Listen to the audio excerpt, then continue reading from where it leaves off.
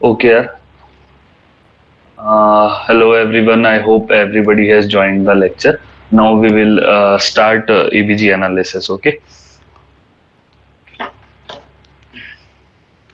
यार देखो अपने एबीजी का फुल फॉर्म क्या है? Arterial blood gas. ओके। अब आर्टीरियल ब्लड गैस अपने देखते कब है? बेसिकली जो अपने नॉर्मली करते हैं वीनस सैंपलिंग होती है, उसमें वीनस के अंदर सिर्फ अपने इलेक्ट्रोलाइट्स और आरएफटी एलएफटी देख सकते हैं। लेकिन अगर अपने को पेशेंट का या तो एसिड बेस बैलेंस देखना है या फिर अपने को CO2 और ऑक्सीजन देखना है, तो it is always better to see the artery, direct artery के अंदर अपने उसका सैचुरेशन देखेंगे, बिकॉज वीनस सैचुरेशन से पेशेंट का मैनेजमेंट डिसाइड नहीं होता। Okay. Then second of all, ABG का इंडिकेशन क्या है? Why we need to do the ABG? इसका बेसिक इंडिकेशन तो है अगर पेशेंट एल्टर्ड सेंसोरियम में है और उसका शुगर नॉर्मल है। तो मैंने आपको पहले भी बताया था एल्टर्ड सेंसोरियम का प्रोटोकॉल क्या है। एल्टर्ड सेंसोरियम का प्रोटोकॉल है फर्स्ट, कोई बंदा बताएगा? कोई भी पेशेंट अगर आप पेरीफेरी में बैठे हो तो एल्टर्ड सेंसोरियम के केस में पहली चीज, पहले तो आप वाइटल्स ले लोगे, बीपी पल्स SpO2 ले लिया, सपोज एवरीथिंग इज नॉर्मल। आप पहली चीज क्या करोगे वाइटल लेने के बाद? वाइटल इज ऑलवेज नेसेसरी, ये सबसे पहले करना होता है। उसके बाद आप क्या करोगे? ठीक है। अगर पेशेंट एल्टर्ड सेंसोरियम के अंदर आया है तो you will first see the sugar.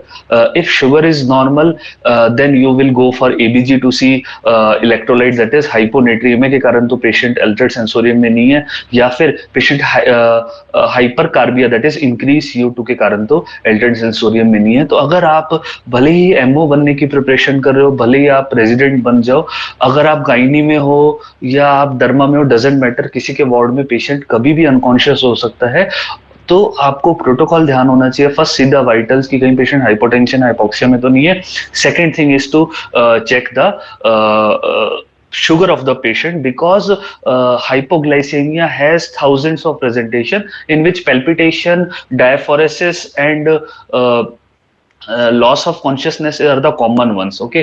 तो आपको हमेशा ही एल्टर्ड सेंसोरियम के अंदर वाइटल लेने के बाद पहला शुगर चेक करना है। अगर पेशेंट हाइपोग्लाइसेमिक नहीं है तो आपको उसका नेक्स्ट एबीजी करना है, और अगर एबीजी भी नॉर्मल है, both things are normal, then you will go for NCCT head. ये चीज मैंने नोट्स में नहीं लिखी हुई, लेक्चर में भी बता रहा हूँ, तो प्लीज डू राइट, ताकि आप कभी भी कहीं भी फिजिशियन बने, कोई भी टाइप का डॉक्टर बने, क्लिनिशियन बने, तो आपके दिमाग में प्रोटोकॉल फिक्स होना चाहिए। ताकि वी हैव सीन केसेस जहां एल्टर्ड सेंसोरियम में बड़े बड़े हॉस्पिटल्स के अंदर डायरेक्ट वो सीटी करा देते हैं और patient was in hypoglycaemia, and sometime patient can die from that also. तो you should know the protocol, that is first sugar, then ABG, then NCCT head. Okay. अब कोई मेरे को बताएगा कि आपके पास एक पेशेंट आ जाता है अनकॉन्शियस, आप मान लो इमरजेंसी में बैठे हो, PHC पे बैठे हो, और पेशेंट अनकॉन्शियस आ जाता है और उसकी पॉइजनिंग की, आप सपोज करो मान रहे हो कि अननोन पॉइजनिंग की हिस्ट्री है, तो what is the universal antidote? आप सबने सेकेंड ईयर यहाँ पास आउट कर लिए, what is the antidote that you will give him without any risk of any significant side effect? ये तो कोई बंदा बताइए प्लीज, चैट पे बता दीजिए टाइप करके।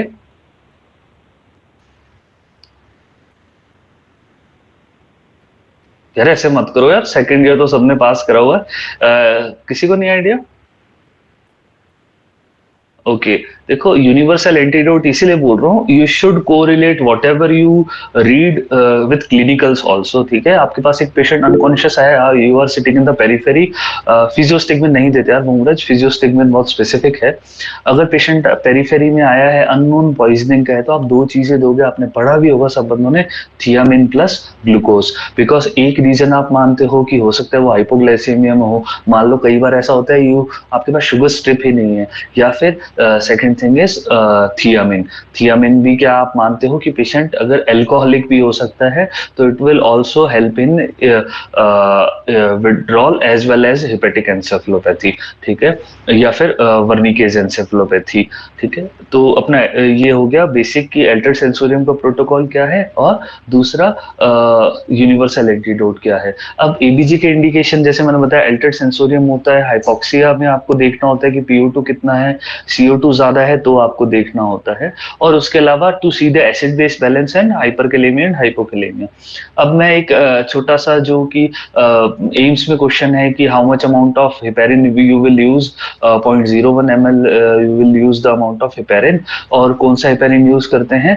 अनफ्रैक्शनेटेड हेपेरिन, जो कि एक छोटी सी 5 to 10 ml की वायल आती है, that we will use. Okay, और उससे ज्यादा क्यों नहीं यूज करेंगे? क्योंकि दो साइड इफेक्ट होते हैं, हेपेरिन कॉजेज हाइपरकैलेमिया और हेपेरिन विल ऑल्सो अपने एबीजी के अंदर पेशेंट के आप आर्टरी पंचर कर रहे हो, that is high pressure vessel, तो पेशेंट का हो सकता है कि वहाँ क्लॉट ही ना हो पाए ब्लड एबीजी लेने के बाद और वहाँ हीमेटोमा बन जाए।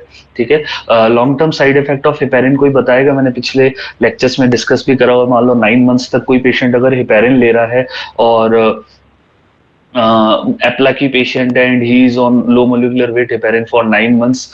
What is the बहुत सही अभिषेक, you are reading good.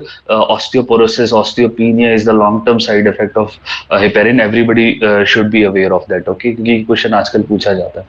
अब आ जाओ अपने what are the prerequisite before ABG. ABG करने से पहले you should be confirm that जिस साइड से भी आप उसका आर्टरी पंचर कर रहे हो उस साइड उसका कोलेटरल सर्कुलेशन हो।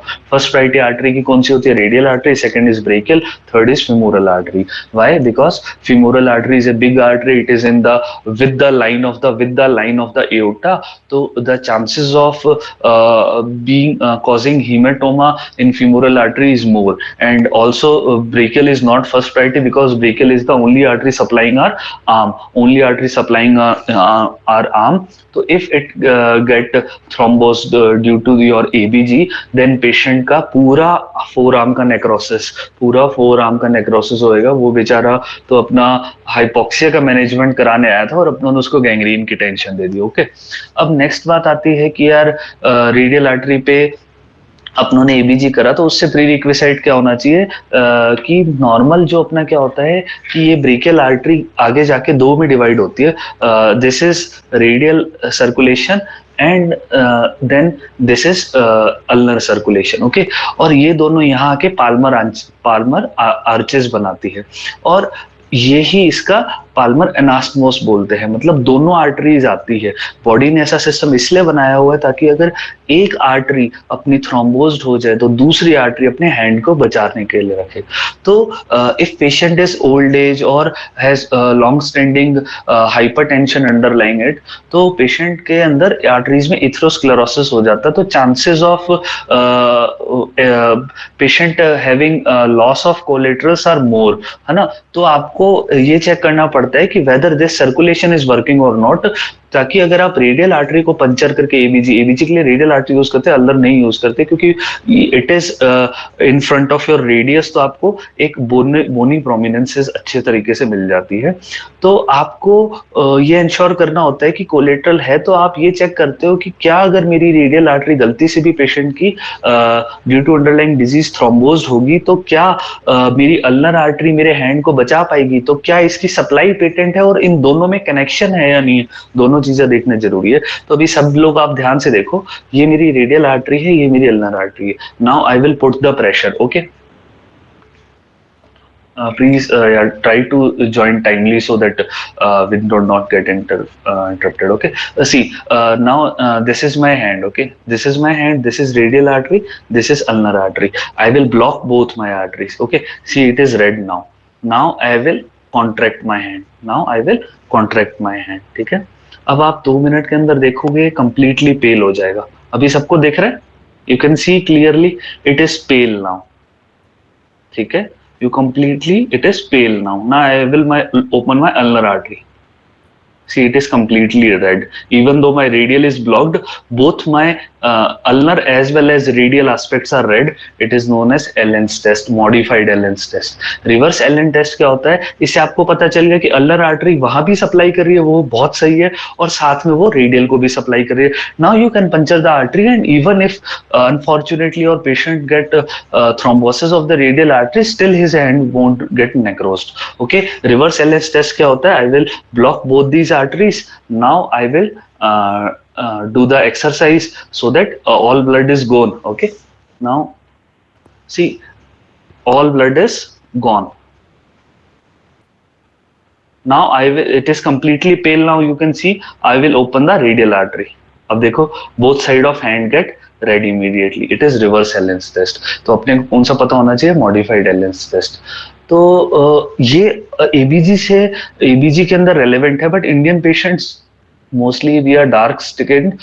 तो इंडियन पेशेंट्स के अंदर दैट इज वाई वार्ड में आपने रेजिडेंट्स को कम करते हुए देखा होगा, क्योंकि because not because we do not follow the protocols, but because patient are mostly dark skin, so it is difficult to जज the colour difference in these patients. So now अब अपने बात करेंगे कि यार इसके अलावा एलेंस टेस्ट और ज्यादा किन के लिए जरूरी है? मैंने पहले भी आपको बताया था, कार्डियोलॉजिस्ट के लिए ज्यादा जरूरी है, बिकॉज कार्डियोलॉजिस्ट जो अपनी एंजियोप्लास्टी करते हैं that is through the radial artery, और रेडियल आर्टरी से वो जाते हैं यहाँ हार्ट की तरफ और they open the clogged vessel via stenting. अब होता क्या है, अगर उन्होंने रेडियल पंचर कर दी and they did not assess the patency of the ulnar artery, then what will happen is that patient hand will get gangrene और necrosed. We have seen some cases। तो आपको हमेशा ध्यान रखना है सिंपल चीजों का कि to see the patency, so that आपका पेशेंट एक बीमारी से की जगह साथ में दूसरी बीमारी से अपने फॉल्ट के कारण ना सफर करे। तो अपना सिंपल चीज ध्यान रखना। ये अपना हो गया Allen's test and indications of ABG के बारे में। नाउ वी विल डिस्कस कि चार चीजें, आज अपने चार में से तीन चीजें डिस्कस करेंगे: metabolic acidosis, metabolic respiratory acidosis and respiratory alkalosis. तो सबसे पहले रेस्पिरेटरी एसिडोसिस पे आते हैं। कोई भी पेशेंट अगर आपके पास आया और वो शॉर्टनेस ऑफ ब्रेथ के साथ आया and you checked his oxygen is 90%, तो उसके टू रीजंस हो सकते हैं। Either there is genuine respiratory infection that is causing the alveoli to not able to transfer the gases from the alveoli to the artery. So that तो क्या होगा, patient hypoxia होगा, उसके ब्लड के अंदर ऑक्सीजन की क्या होगी, कमी होगी। तो अगर डायरेक्ट लंग इन्फेक्शन है तो you will find A gradient, A capital A minus small A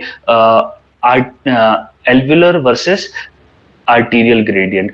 normally ये ग्रेडियंट इतना कम होता है, कितना कम होता है, 15 से भी कम होता है। नॉर्मली ये ग्रेडियंट 15 से भी कम होता है क्योंकि आर एल्वुलाइज आर हेल्दी, और एल्वुलाई हेल्दी होते हैं तो क्या होता है, नॉर्मल गैसियस एक्सचेंज होता है, दोनों का प्रेशर लगभग सेम रहता है। सो it is my alveoli or this is my vessel. If alveoli is healthy, so there will be normal transaction of the gases on both sides, so it will cause what, it will cause normal A gradient. अगर मेरा alveoli का infection हो गया, जैसा कि patient को ILD interstitial lung disease है, patient को निमोनिया है, पेशेंट को एआरडीएस है, तो इन कॉज के अंदर क्या हो रहा है, इस निमोनिया का बेसिक मतलब क्या है, इस एल्वुलाई के अंदर पानी भर गया तो गैसियस एक्सचेंज नहीं होगा, ए ग्रेडियंट क्रिएट होगा। तो एक रीजन जो आप सब लोग जानते हो कि पेशेंट को अगर हाइपोक्सिया हुआ है तो उसका रीजन क्या है, respiratory infection, that we all know, ठीक है। तो वो तो उसमें CO2 you will find normal CO2। Hypoxia का दूसरा रीजन क्या है कि वहां एल्वुलाई के अंदर एक गैस और बैठी है जो कि ऑक्सीजन को डिस्प्लेस करे, दैट इज CO2। तो अगर CO2 की मात्रा बढ़ जाएगी तो it will also cause hypoxia. तो जब भी आपके पेशेंट, आपने एक एबीजी देखी, आपके पास एक पेशेंट आया एंड वो पेशेंट शॉर्टनेस ऑफ ब्रेथ के साथ आया, आपने देखा यार इसका सैचुरेशन कम है, यू डिड एबीजी और आपने एबीजी में PO2 जो कि 80 होनी चाहिए, आपने देखा वो 60 है, तो आपने देखा यार हाइपोक्सिया है। हाउ विल यू जज the ABG, how will you treat the patient? Next thing आप उस पेशेंट में देखोगे क्या उसकी CO2 नॉर्मल है या नहीं है। अगर उसकी CO2 नॉर्मल है तो you will think of respiratory infection और रेस्पिरेटरी इलनेस। अगर उसकी CO2 नॉर्मल नहीं है, उसकी CO2 हायर साइड है, तो आपको देखना पड़ेगा कि CO2 हायर साइड। अब देखो यहाँ एबीजी का एक सिंपल रूल बताता हूं। लंग्स का काम क्या है, गंदी चीज बाहर निकालना। पूरी बॉडी का काम क्या है, गंदी चीज बाहर निकालना। लंग का काम क्या है, गंदी चीज कौन सी, ऑक्सीजन है, CO2, CO2। तो लंग्स का काम क्या है, CO2 बाहर निकालना। CO2 is what, acidic in nature, CO2 is acidic in nature. और किडनीज का काम क्या है, उनका भी काम क्या है, गंदी चीज बाइकार्ब और H+ में से बुरा कौन सा है, H+, तो H+ को बाहर निकालना। तो लंग CO2 को कैसे बाहर निकालते हैं, हाइपर वेंटिलेट करें, that is increase respiratory rate. और किडनीज रिमूव द H+। तो अगर कोई भी एक सिस्टम खराब हो जाता है तो इट विल कॉज एसिडोसिस, ठीक है। और अगर अपनी body always try to maintain the pH to the normal range that is 7.35 to 7.45, तो जब भी अगर एक सिस्टम खराब होगा तो दूसरा सिस्टम उसके अपोजिट काम करेगा। अगर एक सिस्टम एसिडोसिस करा रहा है तो दूसरा उसका अपोजिट एल्कोलोसिस कराने की ट्राई करेगा। लेकिन कभी भी ऐसा नहीं होने वाला कि पेशेंट ओवर कंपनसेट कर जाए। There is no thing such thing as over compensation in our body. Patient हमेशा या तो पीएच नॉर्मल ले पाएगा, मतलब कंपनसेटेड होगा, या फिर नॉर्मल नहीं ला पाएगा, दैट इज डीकंपनसेटेड होगा, ठीक है। अब अपने बात कर रहे हैं, अगर एक पेशेंट हाइपोक्सिया के साथ है और उसमें ए ग्रेडियंट बढ़ा हुआ है, इसका मतलब तो वो रेस्पिरेटरी इलनेस है, निमोनिया, आईएलडी और एआरडीएस। अगर उसका आप देखोगे उसका CO2 नॉर्मल है, मतलब वो रेस्पिरेटरी इंफेक्शन, और CO2 अगर ज्यादा है इसका मतलब वो रेस्पिरेटरी इलनेस के कारण नहीं, उसका ड्राइव ही पुअर है, क्योंकि लंग्स काम नहीं कर रहे, क्योंकि उसका ब्रेन से ड्राइव नहीं आ रहा। ब्रेन से ड्राइव नहीं आ रहा तो क्या हो रहा है, रेस्पिरेटरी सेंटर स्टिमुलेट नहीं हो रहा, तो रेस्पिरेटरी रेट नॉर्मल होने की बजाय कम हो गई है, लेस देन 8 हो गई है, तो पेशेंट सांस ही नहीं लेगा, तो वो CO2 वॉश आउट नहीं करेगा, और CO2 वॉश आउट नहीं करेगा तो CO2 एल्विलाई के अंदर रिटेन रहेगी, और उसके कारण पेशेंट का क्या होगा, ऑक्सीजन डिस्प्लेस होकर हाइपोक्सिया होगा। तो ऐसे पेशेंट्स के अंदर ऑक्सीजन का कोई रोल नहीं है। That is what I want to teach. Oxygen का रोल है, एक लिमिटेड रोल है, बट मेन चीज क्या है, to treat the underlying pathology, ठीक है। तो इसको क्या बोलते हैं, रेस्पिरेटरी एसिडोसिस, क्योंकि यहाँ क्या है, CO2 बढ़ रहा है। निमोनिया में CO2 नहीं बढ़ेगा, किसमें बढ़ रहा है, जहां ड्राइव चली गई है। ड्राइव कहां से आती है, ब्रेन से आती है, ठीक है। अब उसका पूरा connection I will explain right now. तो अगर ड्राइव चली गई है तो आपका CO2 बढ़ेगा, CO2 बढ़ेगा तो इट विल कॉज एसिडोसिस, क्योंकि मैंने बताया CO2 is acidic in nature, ठीक है। अब आप ड्राइव कैसे कैसे डिक्रीज कर सकते हो।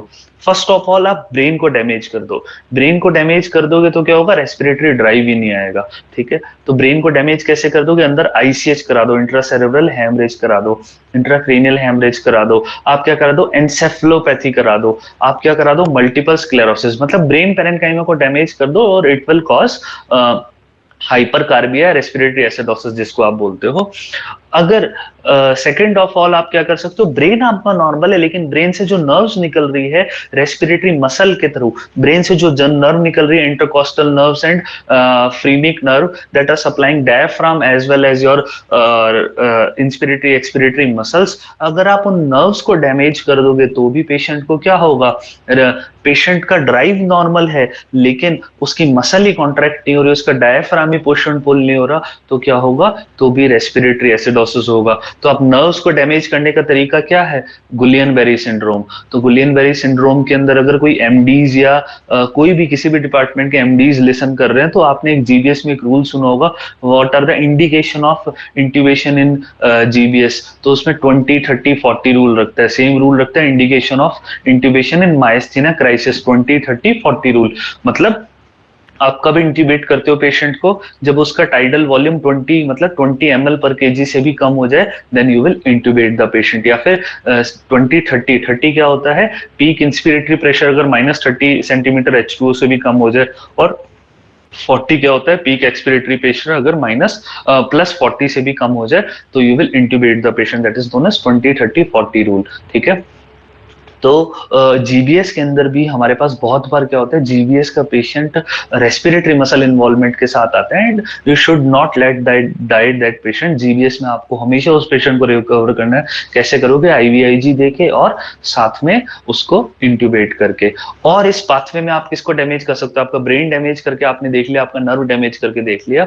अब आप लास्ट में क्या कर सकते हो, रेस्पिरेटरी सिस्टम को एक्सपांड ही मत होने दो। एक्सपांड कैसे नहीं होने दोगे, आपने स्कोलियोसिस कर दिया, अगर स्कोलियोसिस हो गया तो क्या हो गया, लंग का रिस्ट्रिक्टिव लंग डिजीज हो गया, लंग फूल ही नहीं पा रहा, तो भी पेशेंट को क्या होगा, CO2 नार्कोसिस होएगा, ठीक है। तो या फिर आपने क्या है, ब्रेन नॉर्मल है और नर्व नॉर्मल है लेकिन न्यूरोमस्कुलर जंक्शन नॉर्मल नहीं है। यहाँ जो नर्व्स आ रही है वो अंदर डायफ्राम और रेस्पिरेटरी मसल्स के साथ न्यूरोमस्कुलर जंक्शन पे प्रॉब्लम आ रही है। तो इसी का मैंने आपको भी एग्जांपल दिया, मायस्थीनिया क्राइसिस, और जो सबसे ज्यादा हमारे पास पेशेंट आते हैं न्यूरोटॉक्सिक स्नेक बाइट। ओके। तो ये सारी चीजें होती है जो कि रेस्पिरेटरी एसिडोसिस कराते हैं। तो आपको जज करना आना चाहिए। आपने सबसे पहले देखा ऑक्सीजन कम है, फिर देखा CO2 क्या है, ज्यादा है नॉर्मल, अगर नॉर्मल है तो रेस्पिरेटरी इन्फेक्शन है, CO2 ज्यादा है मतलब वहाँ ड्राइव की प्रॉब्लम है, ICH हुआ है तो आप ICH को मैनेज करिए। और अगर पेशेंट के न्यूरोटॉक्सिक स्नेक बाइट है तो एंटी स्नेक वेनम दीजिए, या फिर साथ में उसको इंट्यूबेट करने की नीड पड़े तो इंट्यूबेट करिए और एट्रोपिन और नियोस्टिग्मिन दीजिए। पेशेंट को गुलियन बेरी सिंड्रोम है तो IVIG तो देना ही है, साथ में आपको क्या करना है, इंट्यूबेट करना है पेशेंट को। और अगर माइस्थेनिया क्राइसिस है तो भी आपको क्या करना है, IVIG देना है। कोई फटाफट चैट पे बताएगा what are the indications of few indications of IVIG that you all should know, whether it as a MBBS और एज ए रेजिडेंट। चैट पे फटाफट बताओ, दो तो मैंने अभी बता दिया, एटलीस्ट वो दो तो टाइप करो। कौन कौन से इंडिकेशंस हैं IVIG के? What are the diseases in which you give IVIG? किसी को नहीं आइडिया यार, ऐसे तो मत करो।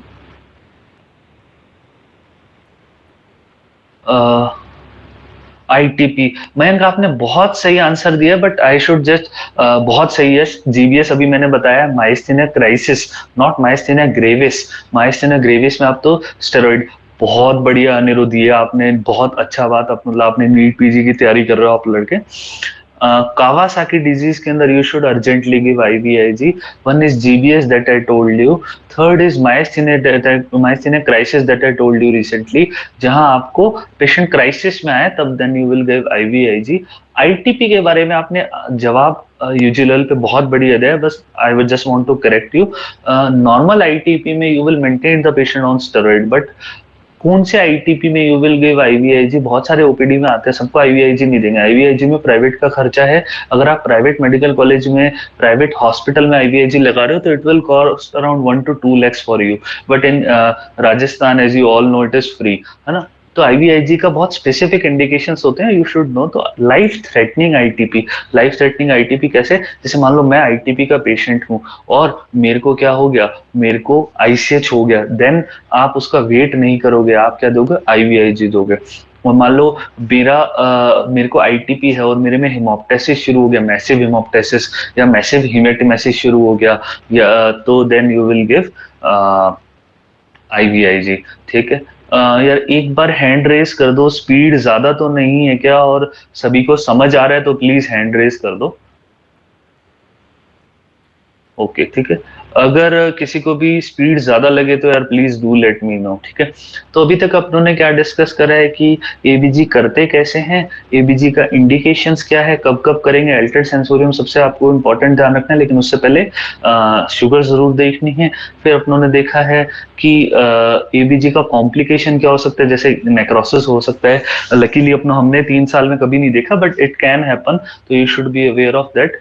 और उसके अलावा अपनों ने क्या देखा कि रेस्पिरेटरी एसिडोसिस के कॉज क्या हैं, और how do you assess a patient of hypoxia. आप उसमें CO2 देखोगे नॉर्मल है वो रेस्पिरेटरी इन्फेक्शन है, और CO2 ज्यादा है मतलब वो ड्राइव की प्रॉब्लम है। ऊपर से नीचे सोचोगे, ICH सोचोगे, नर्व्स का GBS सोचोगे, और न्यूरोमस्कुलर जंक्शन का आप मायस्थीनिया ग्रेविस और न्यूरोटॉक्सिक स्नेक बाइट सोचोगे, और दीज लास्ट में आप सारी चीजें नॉर्मल है लेकिन स्केलेटल फ्रेम नॉर्मल नहीं है तो स्कोलियोसिस के कारण रेस्पिरेटरी एसिडोसिस का। और सबसे इंपॉर्टेंट जो हम लोग देखते हैं वो देखते हैं COPD के पेशेंट में, उनमें एक्यूट CO2 रिटेंशन भी होता है और क्रॉनिक CO2 रिटेंशन भी होता है। तो इसका ट्रीटमेंट में क्या करोगे, नेबुलाइज और ऑक्सीजन तो करना है, वो आप 4th ईयर में से ही समझने लग जाते हो कि यार पेशेंट को सांस की दिक्कत है तो चलो ऑक्सीजन तो लगा दो, नेबुलाइज लगा दो।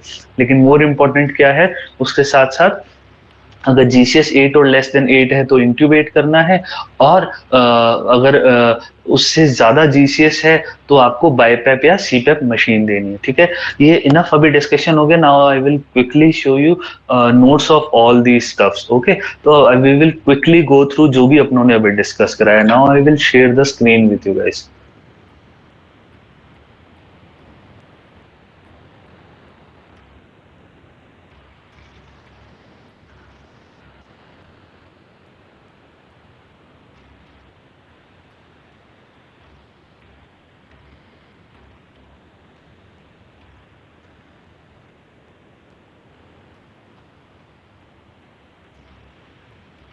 ठीक है, ये देखो इंडिकेशंस ऑफ ABG में क्या क्या देखा, हाइपोक्सिया, हाइपरकार्बिया, मेटाबॉलिक एसिडोसिस, इलेक्ट्रोलाइट, और लास्ट में पॉइजनिंग के पेशेंट में भी आप एबीजी करते हो। एक चीज और आप ध्यान से लिख लेना, एल्टर्ड सेंसोरियम। एल्टर्ड सेंसोरियम के अंदर आप इलेक्ट्रोलाइट देखने के लिए करते हो आफ्टर शुगर। शुगर हमेशा चेक करनी है।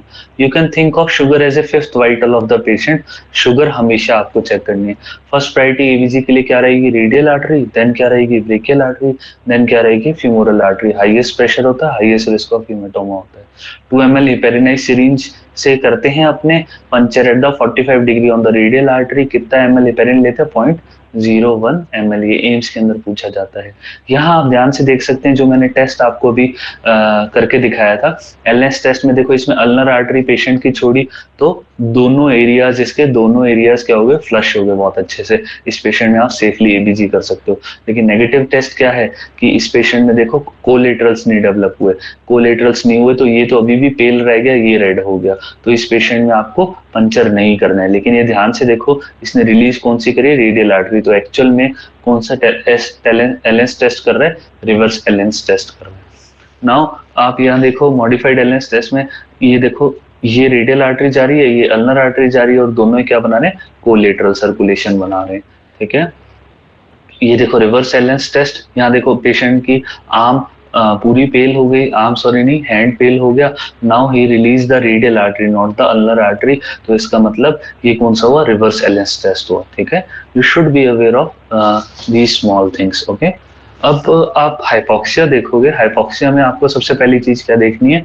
PO2 देखनी है। PO2 देखनी है। अब ए ग्रेडियंट का आपको, जैसे मैंने अभी आप समझाया, मतलब आना चाहिए।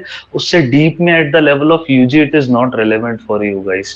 तो आपने सबसे पहले PO2 कम देखा था, आपने देखा पेशेंट को हाइपोक्सिया है। ऑक्सीजन तो चलो आपने लगा दिया, नेक्स्ट काम क्या करना है? अंडरलाइंग डिजीज को ट्रीट करना है। वो कैसे देखोगे? नेक्स्ट काम आप क्या देखोगे? PCO2 देखोगे।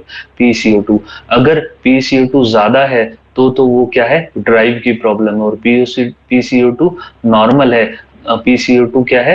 नॉर्मल है, तो वो किसकी प्रॉब्लम है? ए ग्रेड, मतलब वो किसकी प्रॉब्लम है? रेस्पिरेटरी इलनेस है। रेस्पिरेटरी इलनेस कैसे है? निमोनिया और ARDS। ठीक है, अब PCO2 ज्यादा है तो उसको क्या बोले? एसिडोसिस, क्योंकि गंदी गैस ज्यादा हो गई है तो एसिड बढ़ गया है। तो इसमें पीएच तो क्या होगी? कम, मतलब एसिडोसिस है। और CO2 हो क्या होगी? ज्यादा, तो मतलब रेस्पिरेटरी एसिडोसिस है। तो अब देखो, PO2 कम होगी और पीएच कम होगी, और PCO2 क्या होगा? ज्यादा। Poor respiratory drive. इसके कॉजेस क्या क्या है? आप देखो, ऊपर से ब्रेन को सप्रेस कर दिया, जैसे इंट्रासेरेब्रल हैमरेज, जैसे एनसेफलोपैथी। ठीक है, then you can see neuromuscular junction problem like myasthenia crisis, botox toxicity, polio, neurotoxic snake bite. और नर्व प्रॉब्लम के कारण अगर रेस्पिरेटरी मसल का वीकनेस हो रहा है तो कॉल्ड GBS। या फिर मसल और नर्व सब कुछ ओके है लेकिन रिब केज मूव नहीं कर पा रहे, जैसे स्कोलियोसिस। यहाँ आप देखो, टोसिस आता है, न्यूरोटॉक्सिक स्नेक बाइट का पेशेंट आता है, तो उसमें क्या होता है? टोसिस। ये देखो पेशेंट है ना, अपनी आईलिड्स को नहीं उठा पा रहा। तो ये फाइनली देखो, पेशेंट डिस्चार्ज पे बढ़िया से डिस्चार्ज हो रहा है, क्योंकि आपने इसको टाइमली डायग्नोसिस करना है। बहुत बार बाइट की हिस्ट्री नहीं होती। You should clinically diagnose the patient. कैसे? आप उसमें टोसिस देखोगे, डिस्फेजिया देखोगे, कहीं ना कहीं आपको बाइट मार्क मिल जाएगा, और single breath count less than 20 होगा।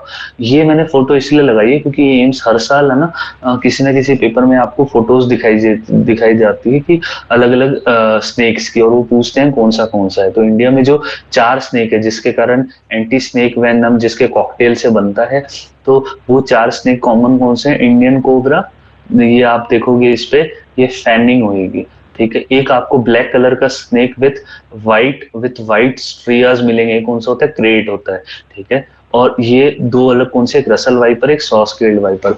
चैट में कोई भी बताएगा कॉमन क्रेट के ट्रीटमेंट में, beside giving anti snake venom, atropine and neostigmine, what is the other treatment that you must give?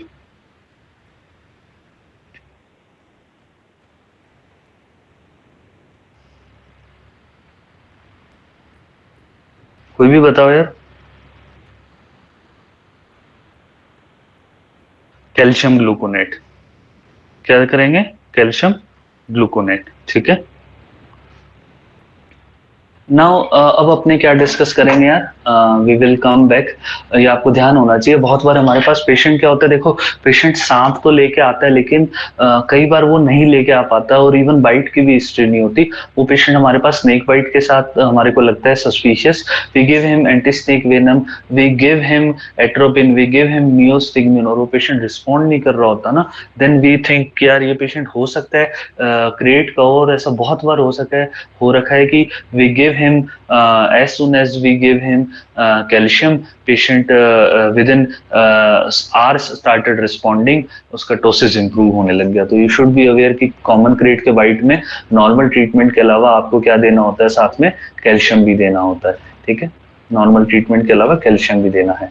अब अपने डिस्कस करेंगे, क्या डिस्कस करेंगे, अपनों अभी बता दिया था कि यार अगर एबीजी में PO2 कम है, PCO2 ज्यादा है, तो इसका मतलब क्या है, पेशेंट का ड्राइव का प्रॉब्लम है, ट्रीटमेंट क्या दोगे, बाईपैप और CPAP, और अगर GCS लेस देन 8 है तो इंटूबेट, ठीक है। अब यहाँ आप देखोगे बाईपैप का ये इस टाइप का एक छोटा सा मशीन होता है जो कि अराउंड 50,000 to 1 लाख पेशेंट को कॉस्ट करेगा लाइफ लॉन्ग। जो पेशेंट ओबिसिटी हाइपोवेंटिलेशन सिंड्रोम के होते हैं उनको भी घर पे लगाने की जरूरत पड़ती है ताकि बार बार वो हॉस्पिटल ना आना पड़े। एक्यूट CO2 रिटेंशन, अभी सारे कॉजेज मैंने एक्यूट के डिस्कस करे थे, GBS, मायस्थीनिया क्राइसिस और न्यूरोटॉक्सिक स्नेक बाइट। एक्यूट और क्रॉनिक दोनों में ही आते हैं, COPD और ILD जो कि एक्यूट भी प्रेजेंट कर सकते हैं और क्रॉनिक भी प्रेजेंट कर सकते हैं। अब अगर कोई यहाँ रेजिडेंट सुन रहे हैं तो उनके लिए, और साथ में अगर आप लोगों ने लेक्चर अभी तक कंटिन्यूस में है तो आप इसमें देखोगे, मैं आपको रियल टाइम एक एबीजी का एग्जांपल दिखाता हूँ। उससे पहले एक बात बता दूं, एक फंडा होता है कि देखने का कि या क्या ये पेशेंट कई महीनों से रेस्पिरेटरी एसिडोसिस में था या फिर जस्ट अभी लैंड करा है। तो मैंने जो आधे से ज्यादा आपको एग्जांपल दिए वो एक्यूट के हैं। क्रॉनिक में COPD ILD दोनों आते हैं और ये सेम भी क्या करा सकते हैं, एक्यूट भी करा सकते हैं।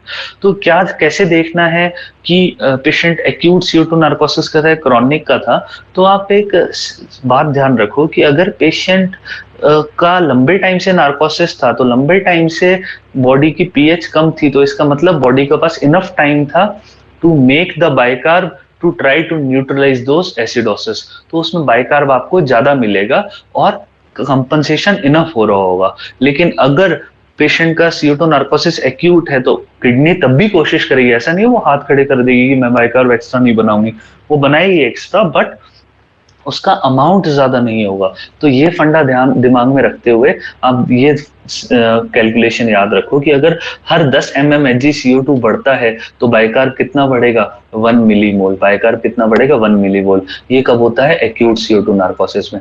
लेकिन देखो अगर क्रॉनिक का पेशेंट है तो 10 CO2 बढ़ने पर बाइकार्ब 3 गुना ज्यादा, 3 गुना नहीं, एड बाय 3 होगा। तो इससे आपको पता लगेगा क्रॉनिक CO2 नार्कोसिस है। अब आप ध्यान से देखो, ये एक एबीजी रियल टाइम एबीजी है जो कि एक पेशेंट हमारे पास अल्टर्ड सेंसोरियम के साथ आया था। ओल्ड एज बाबा था, COPD का, ओल्ड एज फीमेल थी COPD की, चुन्नी जैसे है इसमें। अब देखिए इसका पीएच क्या है, पीएच क्या है, लो। पीएच क्या है, लो। और इस पेशेंट का बाइकार्ब क्या है, ज्यादा। इसका मतलब ये बाइकार्ब की तो प्रॉब्लम है ही नहीं, तो ये किसकी प्रॉब्लम है। आप थोड़ा सा मैं जूम इन कर देता हूँ ताकि सभी आराम से देख पाए। पीएच क्या है, 7। पीएच क्या है, 7। बाइकार्ब क्या है, 38। तो मतलब ये मेटाबॉलिक की प्रॉब्लम नहीं है, किडनी तो अपना काम सही कर रही है, इवन बचाने की कोशिश कर रही है एसिडोसिस से। लेकिन CO2 क्या है, CO2 क्या है, CO2 क्या है, 140।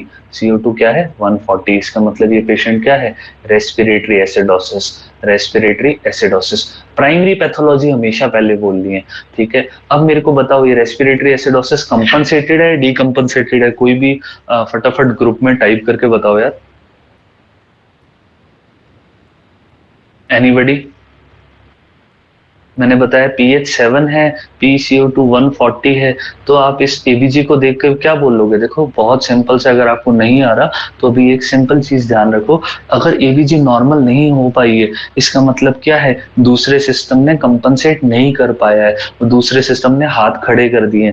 उम्र ये कंपनसेटेड नहीं है, डीकंपनसेटेड है। बिल्कुल सही आयुषी, डी नॉट कंपनसेटेड, या फिर सिंपल लैंग्वेज में आप बोल दो डीकंपनसेटेड। तो इसको आप पूरा, इस एबीजी का आपसे कोई डायग्नोसिस पूछेगा तो आपको क्या बोलोगे, respiratory acidosis with decompensated metabolic alkalosis, ठीक है।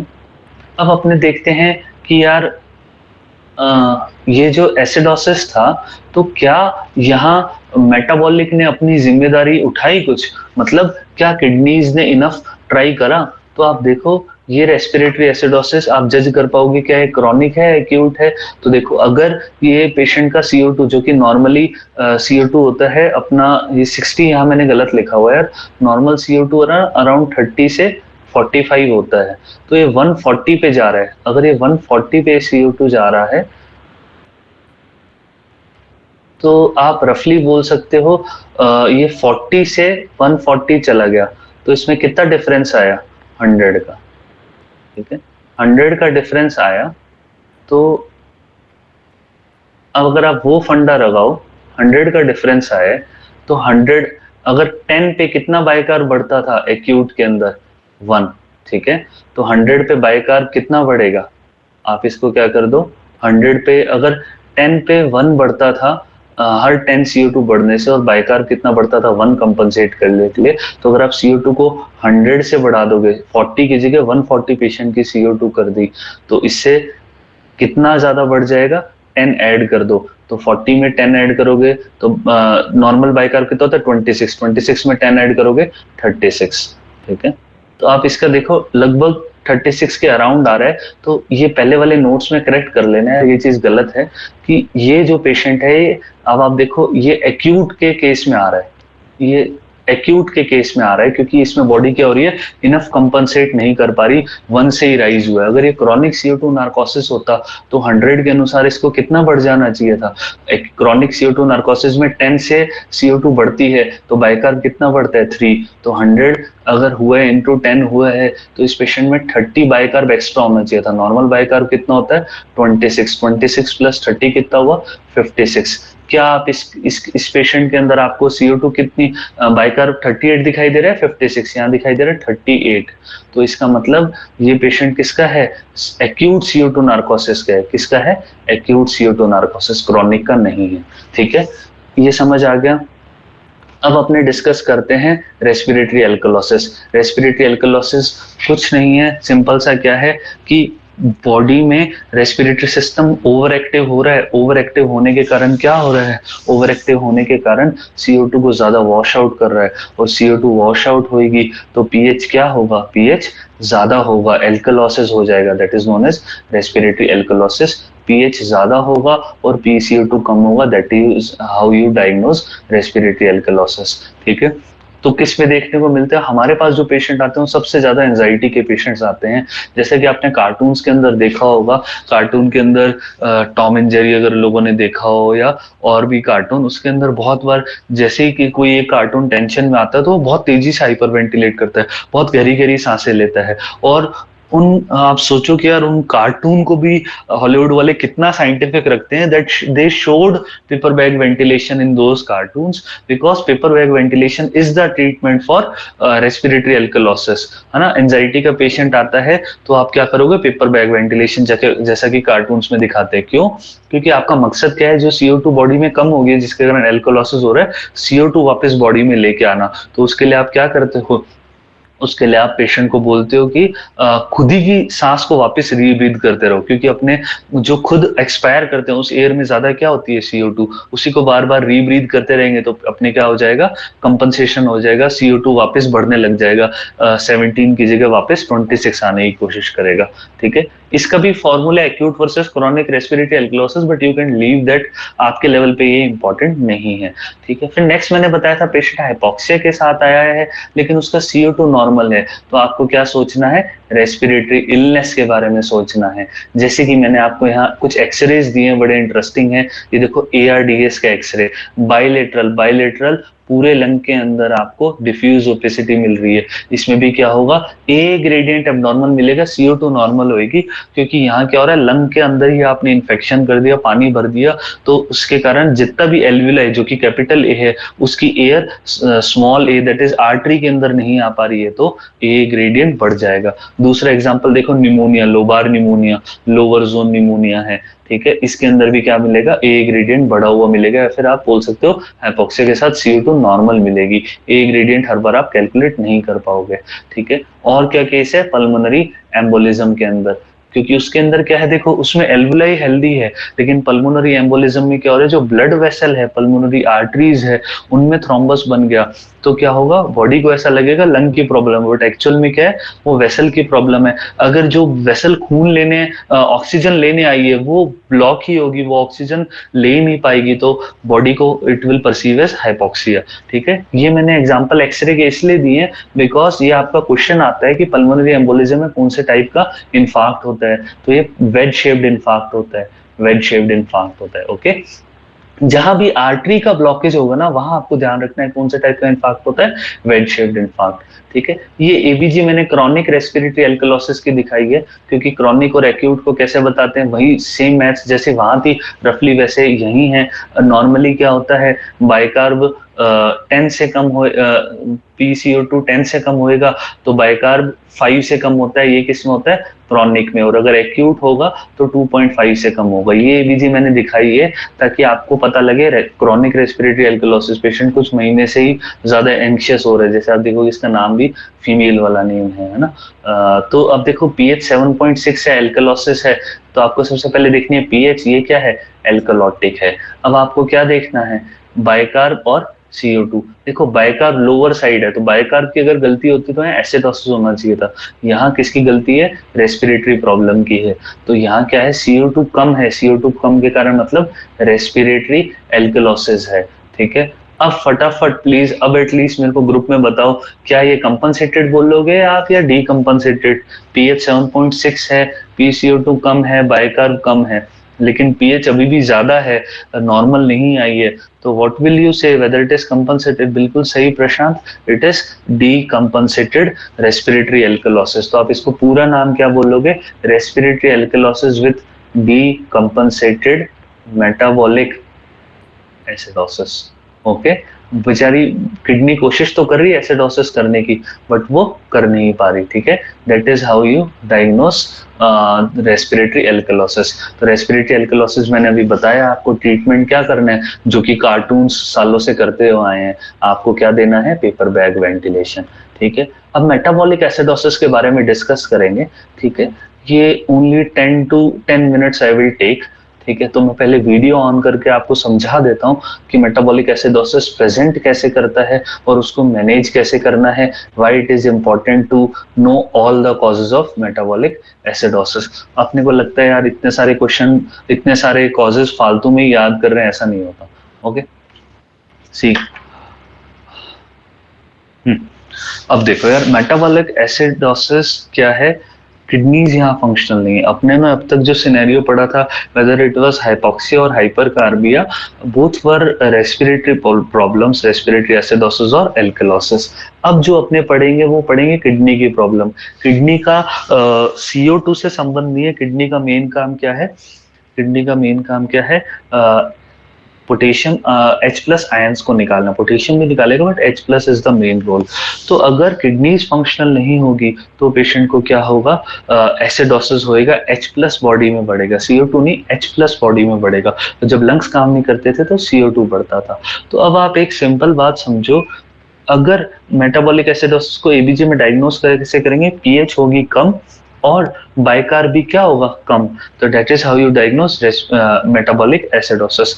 अब होता क्या है कि why you all should know how to diagnose the metabolic acidosis, but more importantly why you need to remember all the causes of metabolic acidosis। अपने mud piles अलग से पढ़ते हैं, अपने RTAs पढ़ते हैं, डायरिया पढ़ते हैं, तो सारे कॉज क्यों पता होने जरूरी है, क्योंकि देखो ऐसा नहीं होता कि आपने रेस्पिरेटरी एसिड, आपने मेटाबॉलिक एसिडोसिस डायग्नोज करा और आपने बाइकार्ब दे दिया। हर पेशेंट को बाइकार्ब नहीं देना है। ये as a resident, as a intern, as a JR, as a MBBS student, you should all be aware, हर एसिडोसिस के अंदर ट्रीटमेंट में बाइकार्ब नहीं देना होता। जैसे DK के पेशेंट में 7.2 से अगर ऊपर पीएच है, 7.23 है, 7.3 है, you should not give bicarb, otherwise patient will die due to और will go in altered sensorium due to cerebral oedema, ठीक है। तो या फिर पेशेंट लैक्टिक एसिडोसिस का है तो वहां भी आपका बाइकार्ब देने का कोई रोल नहीं है। इसीलिए आपको सब कॉजेज पता होने चाहिए ताकि you should look for that and treat the cause rather than giving the bicarb, ठीक है। तो अब बात आते हैं कि पेशेंट प्रेजेंट कैसे करेगा। देखो रेस्पिरेटरी एसिडोसिस का पेशेंट है ना, एल्टर्ड सेंसोरी में प्रेजेंट करेगा। उसकी CO2 बढ़ी हुई है और CO2 इज एसिडिक थिंग, तो ब्रेन में इन्फ्लामेशन कराती है, तो इसीलिए CO2 में क्या मिलते हैं, फ्लैपिंग ट्रेमर्स, ऐसे हैंड मिलेंगे फ्लैपिंग ट्रेमर्स। और कहाँ मिलते हैं, हिपैटिक एन्सेफलोपैथी में, ठीक है। तो जो CO2 नार्कोसिस का पेशेंट होता है वो एल्टर्ड सेंसोरियम के साथ प्रेजेंट करेगा, बिल्कुल ऐसे, और आप उसको इंट्यूबेट करना पड़ेगा मोस्टली, या फिर बाईपैप लगाना पड़ेगा। लेकिन रेस्पिरेटरी एल्कलोसिस के कैसे थे, tachypnoea, short and more respiratory drive. But how will the patient of metabolic acidosis present? They will also present with shortness of breath. और आप उनका देखोगे यार, सैचुरेशन नॉर्मल है, सैचुरेशन नॉर्मल है, और उसमें चेस्ट में कोई फाइंडिंग नहीं मिलेगी। अनलाइक रेस्पिरेटरी एसिडोसिस, आपको चेस्ट पे कोई फाइंडिंग नहीं मिलेगी। और सैचुरेशन नॉर्मल मिला और पेशेंट टेकेपनिक है, तो आपने एक ईसीजी में डिस्कस करा था, एक कॉज पीएसबीटी है, चलो non respiratory cause of shortness of breath. यहाँ मेन बात क्या है, why shortness of breath occurs, ये आपको समझना जरूरी है। क्योंकि जब भी बॉडी में एसिड बढ़ेगा किडनी की प्रॉब्लम के कारण, तो मैंने आपको शुरुआत में बताया था कि बॉडी का दूसरा सिस्टम लंग ओवर एक्टिव हो जाएगा कि यार चलो ये एसिड नहीं निकाल रहा तो मैं गैसियस फॉर्म में एसिड बाहर निकालता हूं ताकि पीएच नॉर्मलाइज आ जाए।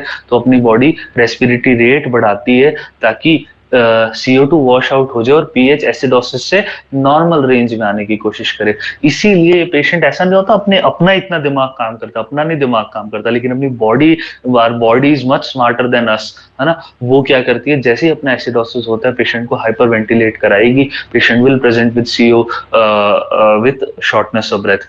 तो हमारे पास डीके के जो पेशेंट आते हैं, डायबिटिक कीटोएसिडोसिस के रेजिडेंसी में डीके, या फिर पेशेंट आता है हमारे पास CKD का पेशेंट आता है शॉर्टनेस ऑफ ब्रेथ के साथ आता है, ये कॉमन एग्जांपल बता रहा हूँ। या सेप्सिस का पेशेंट होता है, वो टेकिपनिया के साथ आता है अपने पास। तो डीके में कैसी ब्रीदिंग होती है, कोई फटाफट ग्रुप पे डालेगा, डीके में ब्रीदिंग का नाम क्या बोलते हैं, एनीबडी यार, कोई एटलीस्ट। हाँ बहुत बढ़िया, अभिषेक और प्रशांत तैयारी बढ़िया कर रहे हैं, ठीक है, बढ़िया आयुषी, बहुत बढ़िया। कुसुमोल ब्रीदिंग, कुसुमोल ब्रीदिंग, तो आप Kussmaul breathing in general maximum metabolic acidosis में मिलेगा। कुसुमोल ब्रीदिंग क्या होती है, that is deep hyperventilation too, it is the natural compensatory mechanism of body to remove the CO2 to make acid base balance to the normal. तो उस patient कैसे लाएगा, anxiety का पेशेंट शॉर्ट वेंटिलेशन, लेकिन जो डीके का कुसुमोल breathing होती है, they will like, remember this breathing, है ना। जब हम रेजिडेंसी में होते थे तो हम लोगों का आपस में कंपटीशन चलता था। तो like Mohit was among one of my colleagues, तो वन से time he just diagnose the patient as soon as he came to emergency, and he saw the patient, and literally smelled the patient, and he said, yeah, it is DK. And from that time onwards, our whole batch tried to diagnose DK clinically. We always look for this type of Kusumal breathing, and we smell the patient, there is a different fruity smell in those patients due to the ketones, तो वो patient DK diagnose करना है। तो इसीलिए clinical skills बहुत ज्यादा relevant है। आपको पेशेंट को ब्रीदिंग को हमेशा ऑब्जर्व करना है। एक यंग पेशेंट आएगा 20 ईयर, मेल और फीमेल, और सीवियर शॉर्टनेस ऑफ ब्रेथ के साथ आएगा, PHC पे बैठे हो, आपने देखा यार उसका ऑक्सीजन नॉर्मल है, आपने देखा उसका BP नॉर्मल है, आपने देखा उसका चेस्ट ऑस्कल्टेट करा नॉर्मल है, और आपने उसको घर पे भेज दिया कि यार ये तो लड़की है, एंजाइटी कर रही है, आप फालतू का टेंशन ले रहे हो, क्लोनाजिपाम खिलाओ, and that patient expired at the home. Why? Because you missed the DK. It was his or her first episode of the DK, that first newly diagnosed diabetes that mostly present as DK. So you should not miss these basics, because these are the medical emergencies that can be diagnosed very quickly. If you are aware कि आप बैठे हो और एक patient young shortness of breath के साथ आ रही है, हो सकता है 50 to 90% चांस है कि वो एंजाइटी की हो, but there are 10% chances chances that he or she may be of DK. तो आपको शुगर जरूर चेक करना है। Young patient shortness of breath, vomiting, pain abdomen के साथ आए, या सिर्फ young patient shortness of breath के साथ आए, एक बार तो आप उसकी शुगर चेक करो ही करो, ठीक है। और आप उसका sugar is available at the primary health centre also. And if you diagnose DK, आप इमीडिएटली फर्स्ट चीज इंसुलिन दोगे, फ्लूइड दोगे। फटाफट टाइप करके बताओ डीके में फर्स्ट प्रायोरिटी क्या रहेगी, इंसुलिन या शुगर? इंसुलिन या फ्लूइड, सॉरी, फ्लूइड, बिल्कुल सही प्रशांत। Fluid is the first choice rather than giving insulin. अपने पहले पोटेशियम देखेंगे, फिर इंसुलिन देंगे, फर्स्ट चीज अपने क्या देंगे, आईवी फ्लूइड्स देंगे। ओके, तो डीके आपको डायग्नोज करना आना चाहिए, वो भी शॉर्टनेस ऑफ ब्रेथ की तरह प्रेजेंट करेगा। आपको बच्चे को ऐसे एंजाइटी बोल के घर पे नहीं भेजना है, आपको उसकी शुगर चेक करनी है, ठीक है। तो मैंने आपको ये सारी बात इसलिए बताई है that you should know why shortness of breath के साथ पेशेंट प्रेजेंट करता है कोई भी एसिड, मेटाबॉलिक एसिडोसिस का, ठीक है। तो आपको एक बैक ऑफ द माइंड में क्या होता है, अपने शॉर्टनेस ऑफ ब्रेथ मतलब समझते हैं रेस्पिरेटरी और कार्डियक, तो आपको अदर कॉजेज भी पता होने चाहिए, दैट इज मेटाबॉलिक वन। और हमारे पास ऐसा डीके और सबसे ज्यादा CKD, severe CKD with metabolic acidosis और पल्मोनरी एडीमा के साथ आते हैं, वो शॉर्टनेस ऑफ ब्रेथ के साथ आते हैं। ओके, तो अपनों ने डिस्कस कर लिया कि यार हाउ दे प्रेजेंट। अब why we need to know all the causes, क्योंकि सभी कॉजेज का ट्रीटमेंट अलग अलग है। तो जैसे डीके का ट्रीटमेंट क्या है, IV fluid and insulin. CKD का मेटाबॉलिक एसिडोसिस का ट्रीटमेंट क्या है, हीमोडायलिसिस एंड सोडा बाइकार्ब। अगर लैक्टिक एसिडोसिस के कारण है तो आपका ट्रीटमेंट क्या है, आईवी फ्लूइड। अगर सेप्सिस के कारण भी हो रहा है तो आपका ट्रीटमेंट क्या है, आईवी फ्लूइड। अगर एस्पिरिन टॉक्सिसिटी होगी है तो आपका ट्रीटमेंट क्या है, आईवी डायूरेटिक और सोडा बाइकार्ब। और अगर उस पेशेंट ने अगर उस पेशेंट ने एक मिक्स टाइप का अल्कोहल पी लिया, अडल्ट्रेटेड अल्कोहल पी लिया जिसके अंदर मिथेनॉल भी था, तो उसका ट्रीटमेंट क्या है, उसका ट्रीटमेंट क्या है, फोमेपिजोल। तो सब एसिडोसिस में सोडा बाइकार्ब नहीं देना है। ओके, अब मैं आपसे डिस्कस करूंगा कि एसिडोसिस की अप्रोच क्या है। आपने एबीजी में देखा, मैंने अभी दोबारा एक्सप्लेन करता हूँ why you need to know all the causes. अगर आपने एबीजी में देखा एसिडोसिस है तो आपने देखा पीएच कम है, बाइकार्ब कम है, आपने डायग्नोज कर लिया एसिडोसिस है। अब नेक्स्ट चीज आप क्या देखोगे, नेक्स्ट चीज आप देखोगे एनायन गैप। एनायन गैप क्या होता है, दो कैटायन जो बॉडी के मीन है और दो एनायन, उनका डिफरेंस होता है। तो sodium plus potassium minus bicarb plus chloride. तो नॉर्मली जो इसका सम होता है वो 8 से 12 is the normal anion gap. और अगर आप इसमें पोटेशियम की वैल्यू भी इंक्लूड करोगे, नॉर्मली 8 से 12 पोटेशियम हटा के बोलते हैं, क्योंकि पोटेशियम इज 3.5 टू 5.5, बहुत छोटी अमाउंट होती है, you can exclude that from the formula. But अगर आप उसको यूज करना चाहते हो तो 4 दोनों में ऐड कर दो, 8 से 12 की जगह आप बोल सकते हो 12 से 16 नॉर्मल एनायन गैप है। तो आपको पहली चीज क्या करनी है, एनायन गैप देखना, मेटाबॉलिक एसिडोसिस देखते हैं। अगर हाई एनायन गैप है, मोर देन 12 है, तो आपको क्या सोचना है, मड पाइल्स, जो मैंने सारे भी कॉजेज बोले हैं, मड पाइल्स बोले हैं, MUDPILES। M for methanol poisoning, U for uraemia, इसका ट्रीटमेंट मिथेनॉल पॉइजनिंग का फोमेपिजोल, यूरेमिया का treatment dialysis and soda bicarb, D for DK treatment insulin and fluids. फिर डी का मतलब DK, and P for paraldehyde, एक पुराने जमाने का एंटी एपिलेप्टिक था जो कि बच्चों के लिए यूज करा जाता था। देन आई का मतलब आइसोनिazid, एंटी ट्यूबरकुलर ड्रग है, उसका भी कॉमन साइड इफेक्ट क्या है, high anion gap metabolic acidosis. Isoniazid आपको पता होना चाहिए क्योंकि इंडिया में one of the most common causes tuberculosis. और PILE, L for lactic acidosis, E for ethanol alcohol, अगर उसने दारू ज्यादा पी लिया तो भी हो सकता है, या फिर S फॉर सैलिसाइलेट, NSAID उसने ज्यादा ले लिया तो भी हो सकता है। अगर पेशेंट का एनायन गैप नॉर्मल है तो हाई एनायन गैप को क्या बोला, HAGMA, HAGMA, high anion gap metabolic acidosis. अगर पेशेंट का एनायन गैप नॉर्मल है तो उसको क्या बोला, normal anion gap metabolic acidosis, NAGMA, ठीक है। अभी फटाफट एक बताओ, नगमा के anybody know the causes? NAGMA के मेनली 4 कॉजेज हैं, मैंने आपको बार बार एक्सप्लेन कर रहा हूँ हर लेक्चर में। पोटेशियम, बिल्कुल सही अभिषेक, पोटेशियम और H+ हमेशा साथ साथ चलते हैं। तो जब भी एसिडोसिस होगा वहां हमेशा हाइपरकैलेमिया होगा। बॉडी में H+ ज्यादा है तो पोटेशियम भी ज्यादा होगा। जहाँ एल्कलोसिस है वहाँ हाइपोकैलेमिया होगा। लेकिन बॉडी में 2 4 जगह ऐसी है जहां दोनों अपोजिट डायरेक्शन में चलते हैं। बिल्कुल सही, सभी बंदों ने सारे जवाब दे दिए यार, बिल्कुल सही प्रशांत, अभिषेक, आयुषी। 4 कॉजेज क्या क्या है? रीनल ट्यूबुलर एसिडोसिस, यूरेट्रोसिग्मोइडोस्कोमी, फिस्टुला और डायरिया। ये 4 जगह हैं जहां उल्टा चलता है। तो इन सब में normal anion gap metabolic acidosis होता है। तो आरटीए का ट्रीटमेंट अभी मैं अगले लेक्चर में डिस्कस करूंगा। तीनों आरटीएस का ट्रीटमेंट अलग है, ठीक है। It is not to give always soda bicarb, ठीक है। सिर्फ जो टाइप 1 आरटीए होते हैं उसमें सोडा बाइकार्ब का रेलेवेंस है। टाइप 2 आरटीए में सिर्फ आपको डायूरेटिक देना है, और टाइप 4 आरटीए में आपको ड्रग को होल्ड करना है। फिर नेक्स्ट आता है अपना डायरिया। डायरिया के अंदर आपको आईवी फ्लूइड देना है। यूरेट्रोसिग्मोइडोस्कोमी फिस्टुला का ट्रीटमेंट एंटायरली डिफरेंट है। तो इससे आपको समझ आ गया कि why you need to know all the causes of metabolic acidosis, क्योंकि सब में ब्लाइंडली सोडा बाइकार्ब नहीं देना है, ठीक है।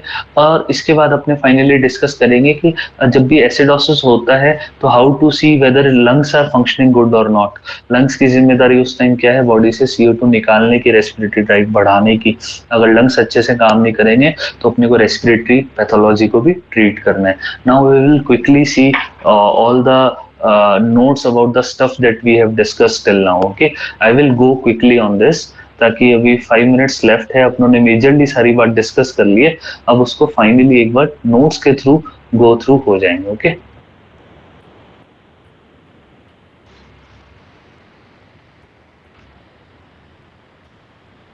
ठीक है यार। अब आप देखो, how to diagnose metabolic acidosis. PH आपने देखा लो है, बाइकार्ब लो है, क्या हुआ? Metabolic acidosis. एनायन गैप मैंने अभी आपको डेफिनेशन बताई थी। एनायन गैप क्या है? Total cation minus total anion, sodium plus के प्लस और क्लोराइड प्लस बाइकार्ब, ठीक है।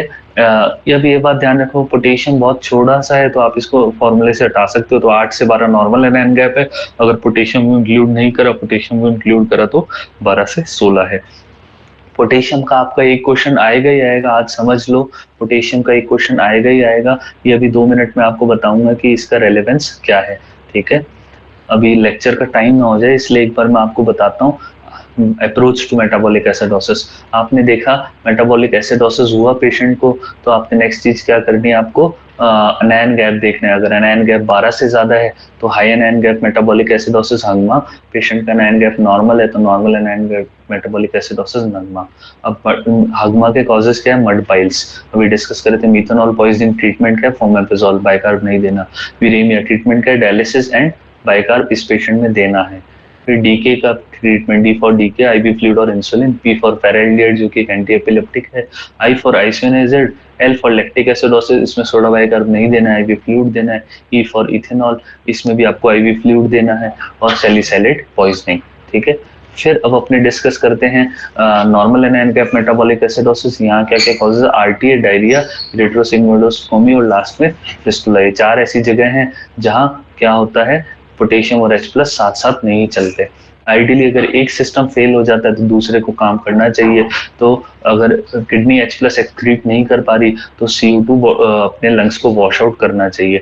तो ये अचीव हुआ है नहीं हुआ, मतलब क्या लंग्स अच्छे से काम कर रहे हैं नहीं कर रहे, उसके लिए अपने क्या करते हैं? Winters formula.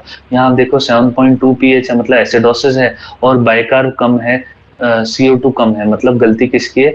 मेटाबॉलिक है। तो मेटाबॉलिक एसिडोसिस है with decompensated decompensated respiratory alkalosis है। अब देखो रेस्पिरेटरी का काम क्या था? एल्कोलोसिस करना। क्या अच्छे से करा? देखो ये 35 से बाइकार्ब को CO2 को 25 तो लेके आ गया है, ठीक है। तो विंटर्स फॉर्मूला क्या बताता है? क्या लंग्स अच्छे से काम कर रहे हैं नहीं कर रहे? तो एक्सपेक्टेड लेवल ऑफ CO2 क्या होना चाहिए? कम होना चाहिए मेटाबॉलिक एसिडोसिस। तो कैसे चेक करते हैं?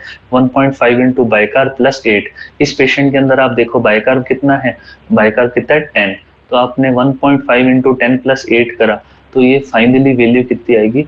1.5 इंटू बाइकार्ब 10 प्लस 8 करा, 25 आई। एक्चुअल CO2, एक्सपेक्टेड CO2 कितनी आई? 22 प्लस माइनस 2। ये फाइनली प्लस माइनस 2 लगाया जाता है। तो ये पेशेंट रफली 22 के पास आ रहा है। इसका मतलब इसके लंग्स अच्छे काम कर रहे हैं। अपने को लंग्स को ब्लेम नहीं करना, अपने को सिर्फ किडनी के एस्पेक्ट को सही करना है। ठीक है। यहाँ एक फाइनल 2 पॉइंट बता देता हूँ। Antacid of choice in ICU, अगर आप में से कोई बंदे रेजिडेंट्स हैं, आईसीयू में काम करते हैं, always prefer ranitidine over PPI like pantoprazole, because it has shown that pantoprazole cause increased risk of pneumonia and other risk like hypokalemia और hypomagnesemia, पेशेंट की मसल वीकनेस भी आ जाएगी। Always prefer ranitidine. अब यहाँ फाइनल एक discussion में आपको छोटा सा बता देता हूँ, अपना लेक्चर पूरा हो गया पोटेशियम के बारे में। पोटेशियम एक बहुत इंपॉर्टेंट आयन है, ठीक है। क्यों? क्योंकि ये इसके जो चैनल होते हैं वो अनगेटेड होते हैं। अपनी बॉडी इतना थोड़ा पोटेशियम ब्लड इसमें रखती है, ब्लड में इसलिए रखती है क्योंकि पोटेशियम जैसे ही ज्यादा होता है इसके चैनल अनगेटेड होते हैं, मतलब वोल्टेज गेटेड नहीं है, वोल्टेज डिफरेंस का वेट नहीं करते खुलने और बंद होने के लिए। जैसे ही ब्लड में पोटेशियम ज्यादा होगा वो हार्ट के अंदर चला जाएगा, डीपोलराइजेशन करा देगा। जैसे बॉडी में पोटेशियम कम होगा हार्ट से बाहर आ जाएगा, हार्ट का हाइपरपोलराइजेशन करा देगा। तो in both case it will cause arrhythmia. इसीलिए सोडियम के अंदर एरिथमिया नहीं होती क्योंकि those channel are voltage gated, but potassium channel are ungated channels.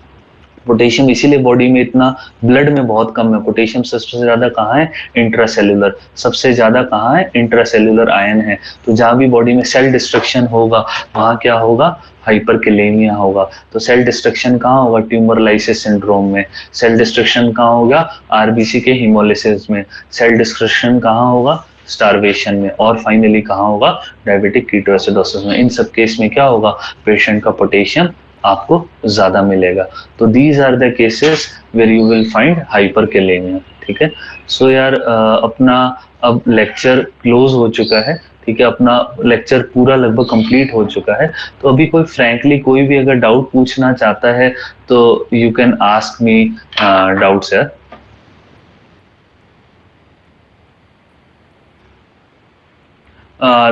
Late me on the mics for everyone, ताकि सभी लोग कोई भी जो डाउट पूछना चाहें they can easily ask the doubts. Okay okay यार, I have on the mic. अगर कोई भी पूछना चाहता है तो नाउ दे कैन आस्क यार। सभी को क्लियर हो गया आज का लेक्चर?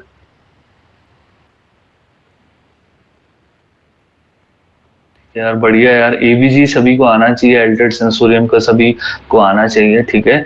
प्लीज यार अगर आपको सभी को लेक्चर सही लग रहे हैं तो try to increase our community. आप जो यूट्यूब के लिंक्स हैं वो शेयर करिए, because I am trying that कि अगर अपना ओवरऑल सब्सक्राइबर 1000 को क्रॉस कर जाते हैं तो we will directly go live on the YouTube, ताकि हर बंदा इजीली अप्रोच कर पाए। बार बार इसमें मीट के अंदर आपको एडमिट और उसका इशू ना रहे। So try to share and subscribe the channel यार। और कोई भी डाउट है you can personally WhatsApp me on the given number, I will send on the group। okay, good night everyone यार, take care, चलो bye.